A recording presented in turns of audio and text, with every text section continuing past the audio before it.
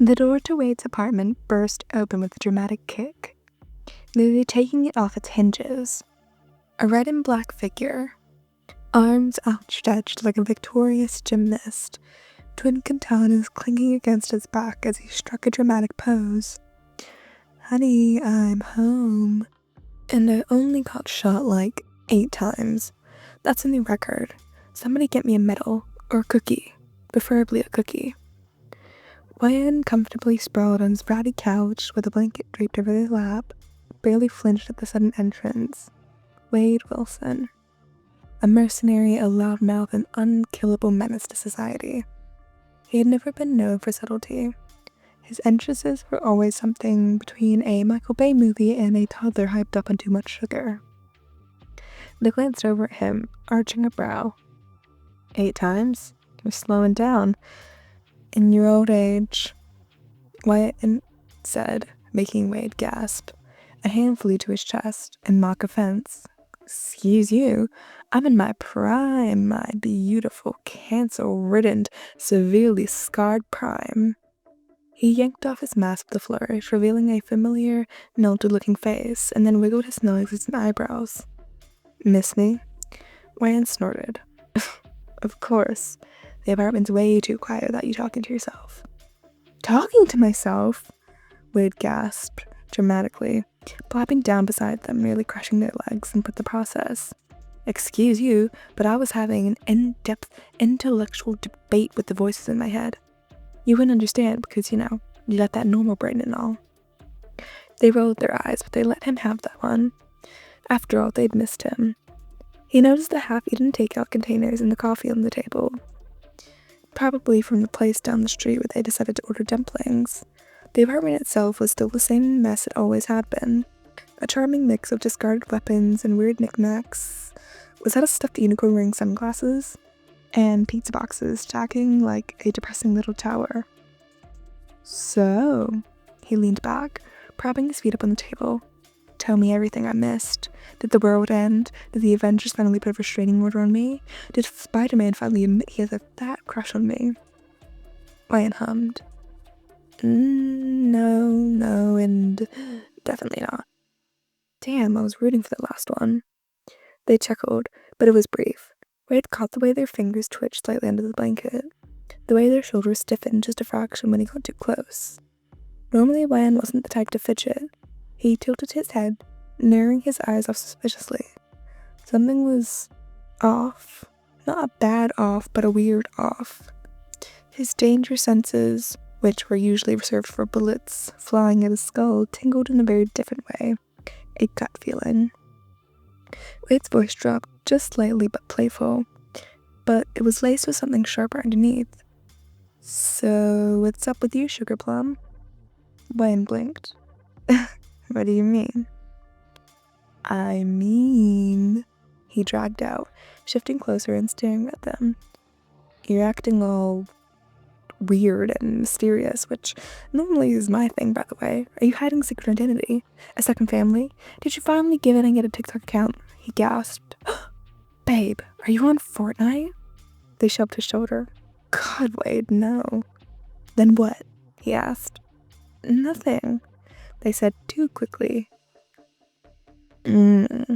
Suspicious." Wade squinted, leaning closer, his nose practically brushing theirs. "You, my love, are a terrible liar. And that's coming from me. I literally faked my death for a living." Wayne huffed, trying to play it off, but Wade wasn't having it. He reached over and poked their cheek with his gloved finger. "Come on, spill. Are you secretly an alien?"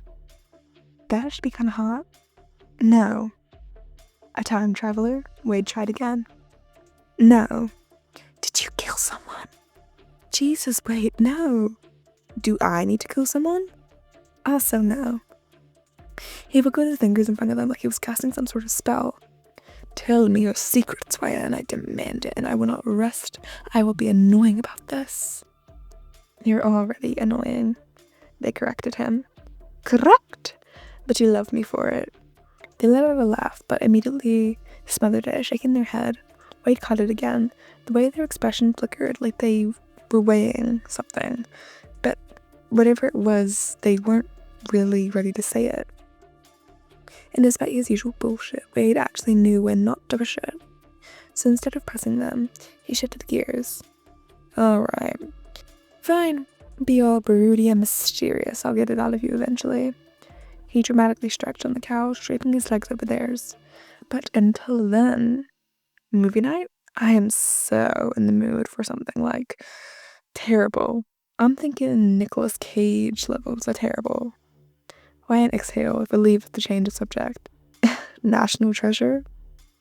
Oh, hell yeah. Wade agreed. They spent the rest of the night like that, just curled up watching Nicolas Cage run around, stealing important historical documents for reasons that made no sense. Wade, of course, provided his non-stop commentary. Look at him. He's like Indiana Jones, but worse and also kind of sexy. No, just me? Lion shook their head, letting him talk. They let him ramble about how he'd totally be a better treasure hunter and let him make his stupid, dumb jokes. They let him pretend that everything was normal. And Wade in return let them pretend too. Even though deep down, he knew something was coming, something big. And whatever it was, Ryan wasn't ready to tell him yet. But that was fine, because he'd been there waiting, and they'd be able to talk to him when they were ready. And maybe he'd be ready too. But it had been 3 days. 3 days since Wade had crashed through his own door like the overdramatic Kool-Aid man. 3 days since he first noticed something was off. And while they were great at dodging questions, Wade was better at being a pain in the ass. They had spent the past 72 hours throwing out increasingly ridiculous guesses. Okay, so you're actually a deep cover assassin sent to kill me, but you fell in love instead and now you're just conflicted. No, Ryan said. Ooh, you're secretly a clone, and the real Ryan is locked up in a lab somewhere and I have to go break in and save them. Wade, you got bitten by a hamster, a radioactive hamster, and now you have a tiny but powerful rodent ability. Oh my god, Ryan groaned. And then last night he tried.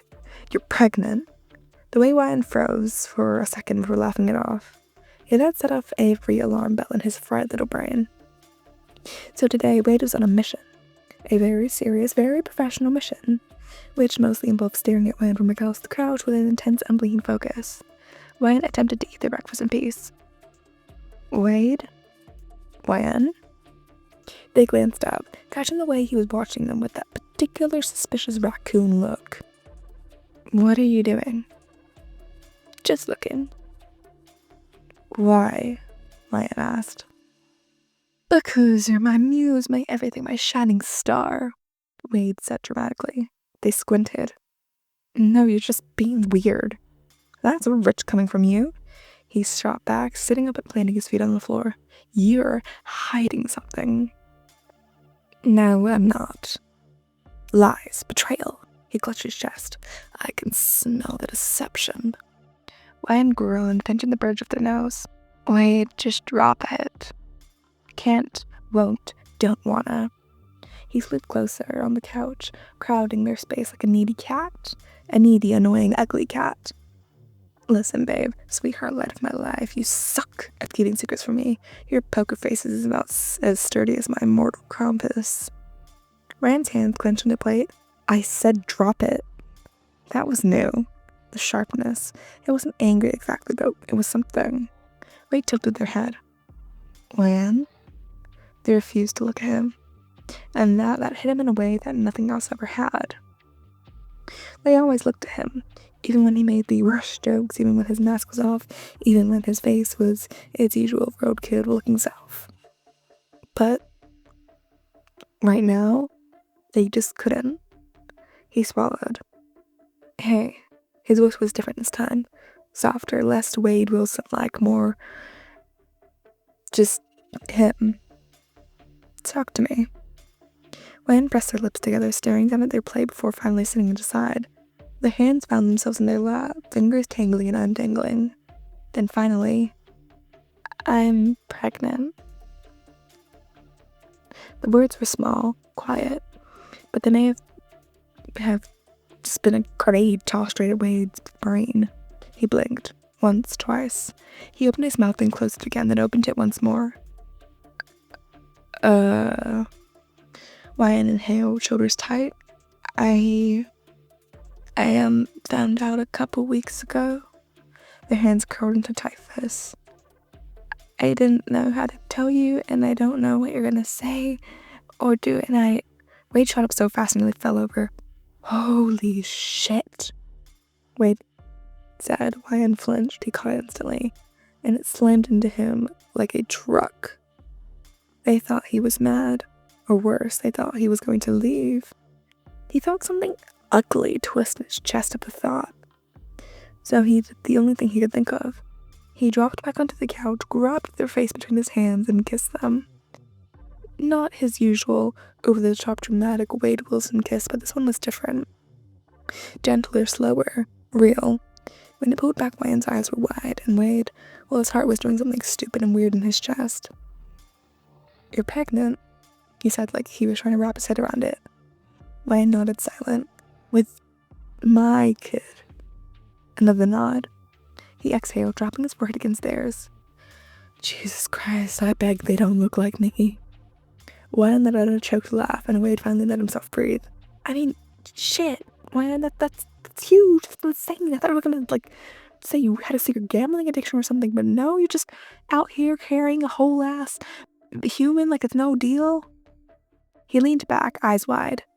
"Wait, are they gonna be human, or are they gonna be like a half mutant? Do you think they'll get my healing factor? Because that would be so dope." When let out a breath. I don't know. I have no idea. Wade tapped his chin. "Do I get a say in the names? Because I have so many ideas." Wen shot him a look. "Wade, hear me out. Deadpool Jr. No." Wen cut him off. Fine, but at least let me put Danger as their middle name." Wen groaned. "I can't believe this is happening." "Me neither," he exhaled, rubbing his face. "Jesus." Then quieter. "I never thought," he trailed off. Ryan tilted their head. "What?" He let out a slow breath. "That this would happen? That I get this?" He gestured vaguely between them. "I mean, come on, me, a dad, that's gotta be some kind of cosmic joke." Ryan's expression softened. "Wade," he shook his head. I don't know what the hell I'm doing, and I don't know how to be a dad. I mean, my own was a dick, and me, I'm a fucking mess. I get shot for a living, and I talk to the voices in my head, and I'm not." Ryan grabbed his hands. He stopped. They squeezed. "You don't have to be perfect." His throat tightened. "You just have to be here." Wade swallowed, then finally, he smiled. "Yeah. Okay," he muttered, and for the first time in his chaotic, fucked up life, he actually meant it. To be continued.